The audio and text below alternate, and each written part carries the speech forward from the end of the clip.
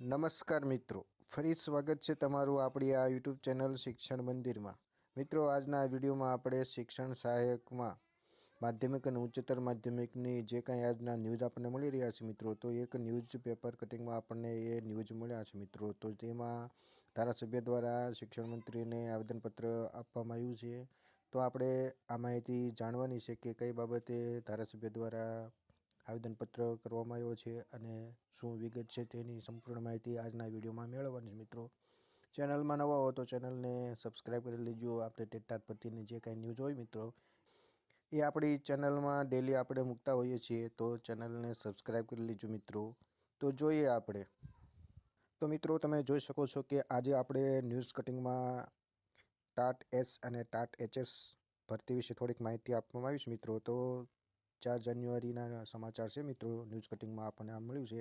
જેમાં વાત કરીએ તો માધ્યમિક અને ઉચ્ચતર માધ્યમિકમાં શિક્ષણ સહાયકની ભરતી પ્રક્રિયા ઝડપી થાય એવી માંગ કરી છે મિત્રો. તો તેના વિશે આપણે જાણીએ તો રાજ્ય સરકાર દ્વારા વર્ષ 2023માં ટાટ એસ અને ટાટ એચએસની દ્વિસ્તરીય પરીક્ષા લેવાયેલ હતી. રાજ્યમાં સરકારી અને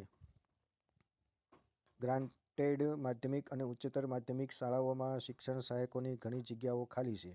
તેમજ ભરતી પ્રક્રિયા ક્રમિક રીતે કરવામાં આવે તો ઉમેદવારો રિપીટ થતા અટકે અને વધુમાં વધુ ઉમેદવારોને રોજગારીની તક મળી રહે. ઘણા ઉમેદવારોને વયમર્યાદાનો પણ પ્રશ્ન છે.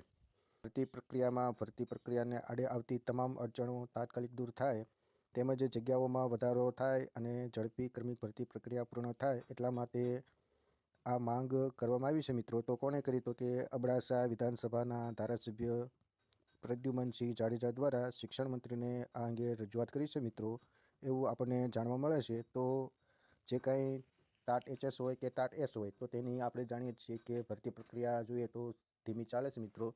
તો હજુ પીએમએલ હજુ જાહેર થયું નથી. તો આશા રાખીએ કે સરકાર દ્વારા આ અંગે પીએમએલ જાહેર કરવામાં આવે.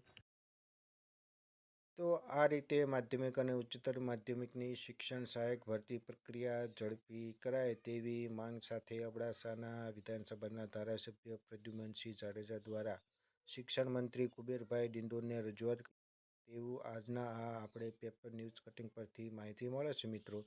તો આશા રાખીએ કે સરકાર આ વિદ્યા સહાયક હોય કે શિક્ષણ સહાયક હોય તો તેની ભરતી પ્રક્રિયા ઝડપી કરવામાં આવે અને વહેલી તકે ઉમેદવારોને શિક્ષક બનવાનું જે કાંઈ તેમનું સપનું છે તે પૂરું કરવામાં આવે મિત્રો. તો બસ મિત્રો, આજના વિડીયોમાં જે કાંઈ આપણી પાસે આ માહિતી હતી તો તે માહિતી તમારા સુધી પહોંચે એટલા માટે વિડીયો બનાવ્યો હતો.